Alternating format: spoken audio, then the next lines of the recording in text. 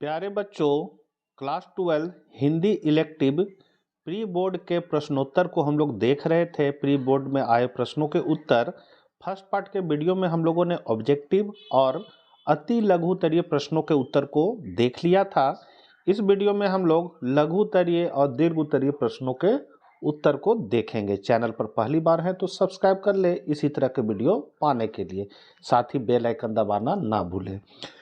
तो ये आपका हिंदी इलेक्टिव है। हम लोग 39 नंबर से शुरू कर रहे हैं। हिंदी इलेक्टिव के बच्चों को यह वीडियो जरूर शेयर कर दीजिएगा। तो 39 नंबर क्वेश्चन है, जनसंचार के प्रमुख कार्यों को उल्लेख करें। तो जनसंचार के प्रमुख कार्य इस प्रकार है। पहला है सूचना देना। जनसंचार माध्यमों का एक प्रमुख कार्य सूचना देना है। हमें उनके जरिए भी दुनिया भर से सूचनाएं प्राप्त होती है। हमारी जरूरतों का बड़ा हिस्सा जनसंचार माध्यमों के जरिए ही पूरा होता है। दूसरा है शिक्षित करना। तो जनसंचार माध्यम सूचनाओं के जरिए हमें जागरूक बनाते हैं।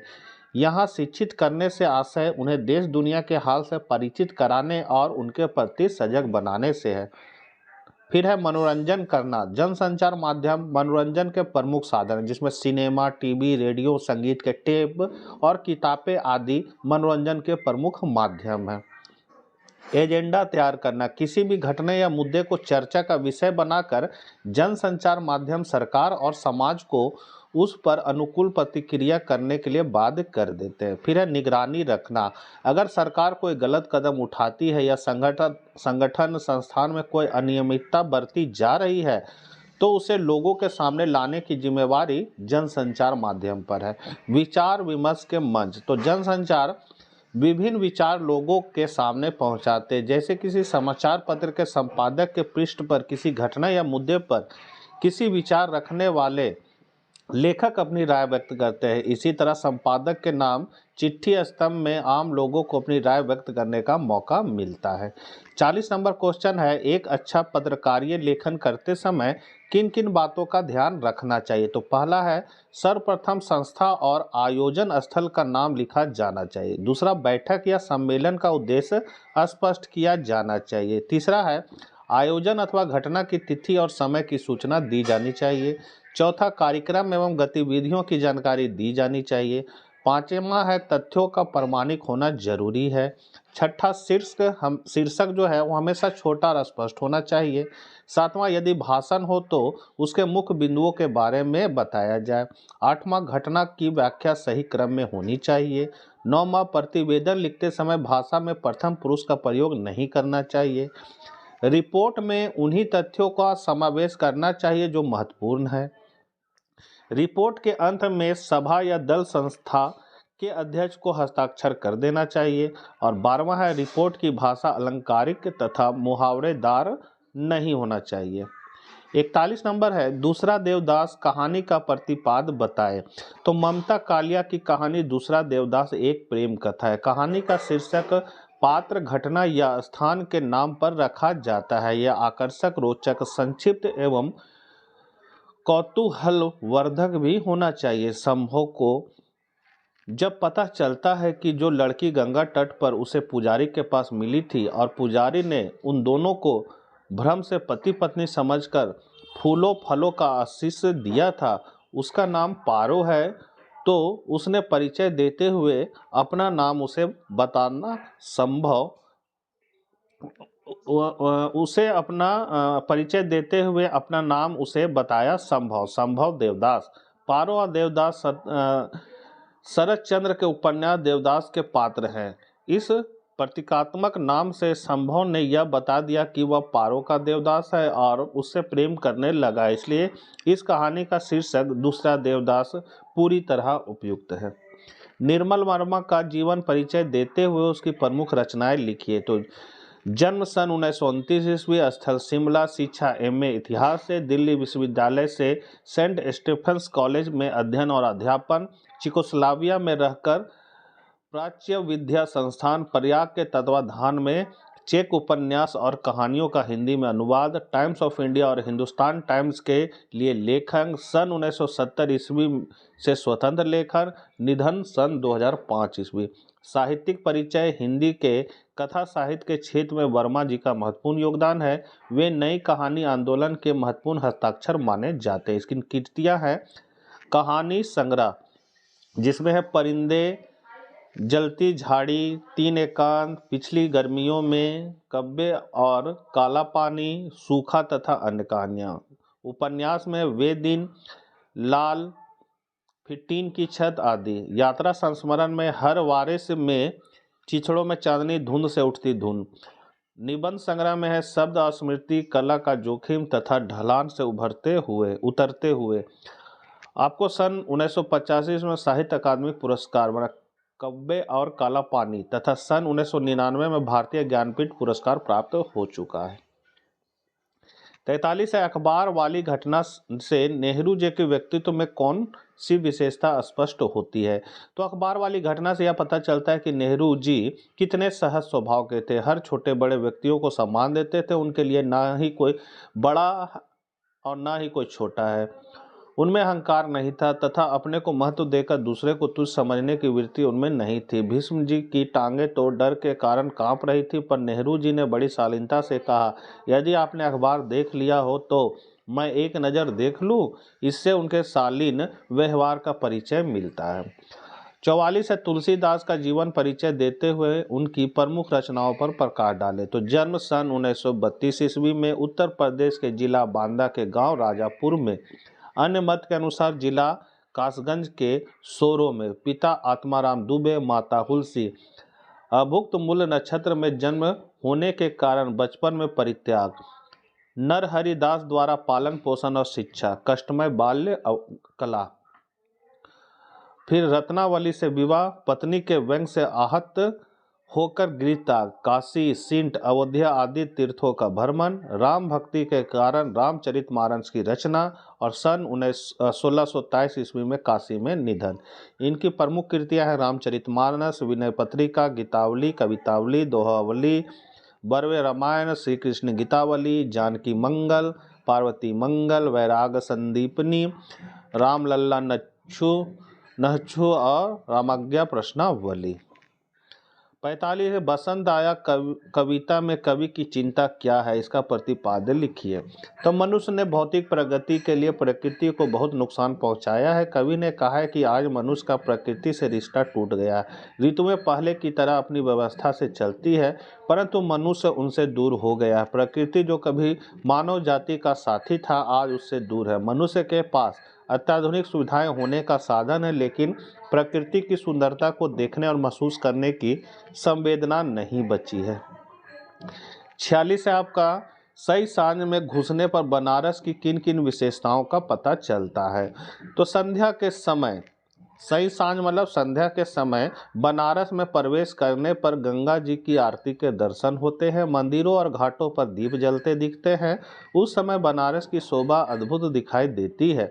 गंगा के जल में गंगा के घाटों की दीपों की और बनारस की छाया पड़ रही थी। उसे देखकर ऐसा लगता है कि आधा शहर जल में है और आधा शहर जल के बाहर है। कहीं सब जलाए जा रहे हैं तो कहीं उनका जल प्रवाह किया जा रहा है। संध्या के समय बनारस में श्रद्धा, आस्था, विरक्ति, विश्वास और भक्ति के भाव देखने को मिलते हैं।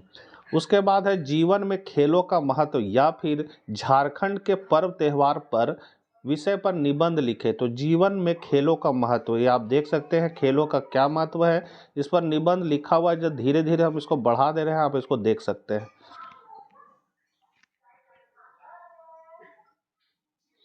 तो ये खेलों को महत्व के बारे में है।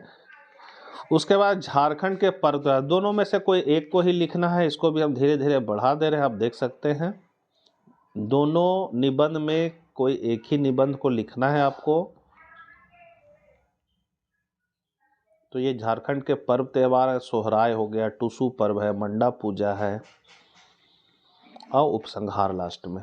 उसके बाद 48 नंबर, आपके मोहल्ले में आए दिन चोरियां हो रही है, उसकी रोकथाम के लिए थानाध्यक्ष को गश्त बढ़ाने हेतु पत्र लिखना है। तो सेवा में थानाध्यक्ष महोदय अपने जगह का थाना लिख देना है।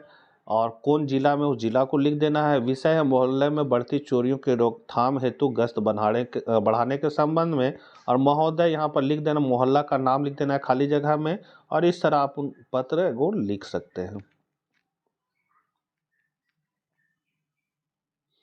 यहाँ पर आपका पता लिख देना है, नाम भवदीय, वहाँ नाम लिखना है। उसके बाद अपना एड्रेस लिख देना है और दिनांक दे देना है।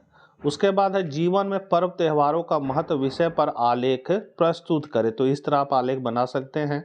भूमिका, मनोवैज्ञानिक और व्यक्तिगत महत्व, सामाजिक एकता का प्रतीक, सांस्कृतिक और ऐतिहासिक जुड़ाव, आर्थिक और प्राकृतिक महत्व, उपसंहार।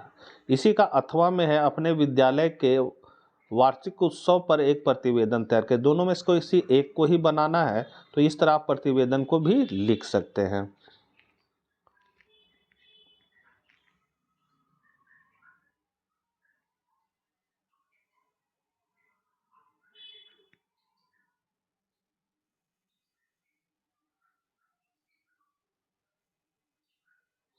पचास नंबर क्वेश्चन है, बच्चे का माँ का दूध पीना सिर्फ दूध पीना नहीं, माँ से बच्चे के सारे संबंधों का जीवन चरित्र होता है, टिप्पणी कीजिए।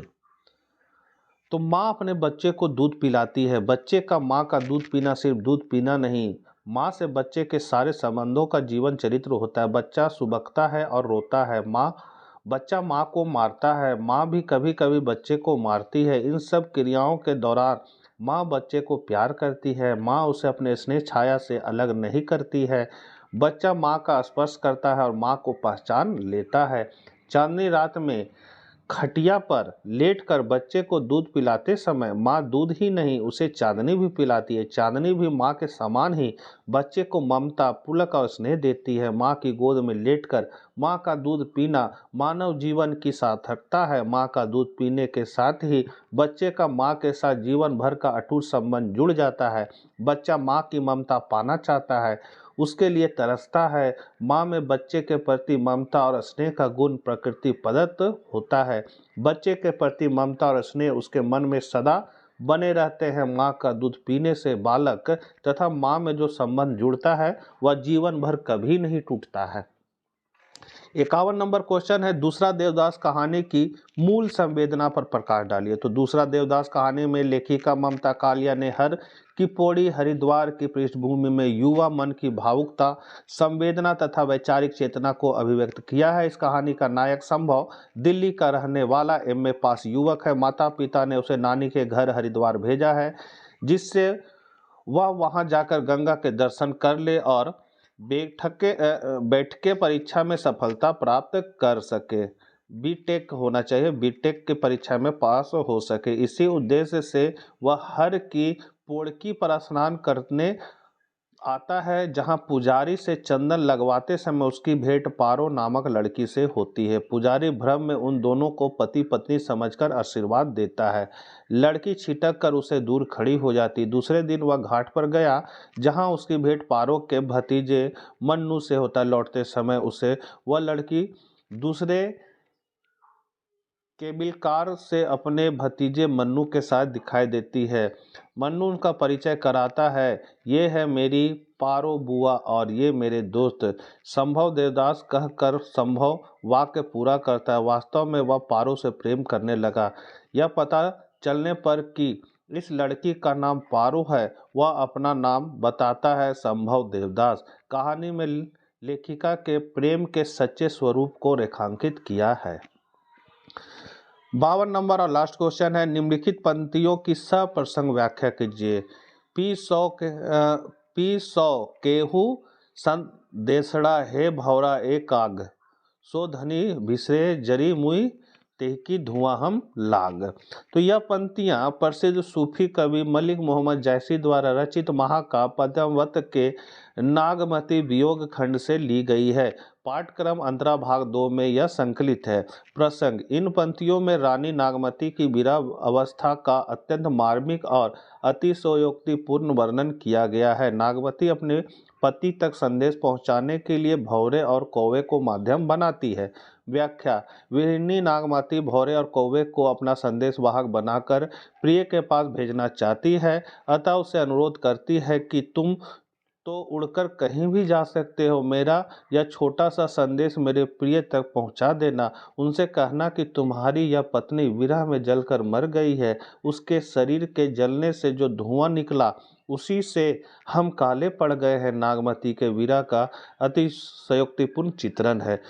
अब इसका विशेष क्या है, तो अतिशयोक्ति अलंकार। यहाँ विरह की अग्नि का ऐसा वर्णन है, उसके धुएं से पंछी काले हो गए हैं, यह विरह की तीव्रता को दिखाने के लिए किया गया है। भाषा, ठेठ अवधि भाषा का प्रयोग है। छंद या एक दोहा है। रस जो है इसमें वियोग श्रृंगार रस की प्रधानता है। और प्रतीकात्मकता जो है, भौरा और कौवा दोनों काले होते हैं। कवि ने उसकी श्यामलता का कारण नागमती की विरह के धुएं को बताया है। तो ये थे आपके हिंदी इलेक्टिव प्री बोर्ड के प्रश्नों के उत्तर। आशा करते हैं वीडियो आपके लिए उपयोगी साबित होगा। मिलते हैं हम लोग नेक्स्ट वीडियो के साथ। जय हिंद, जय भारत।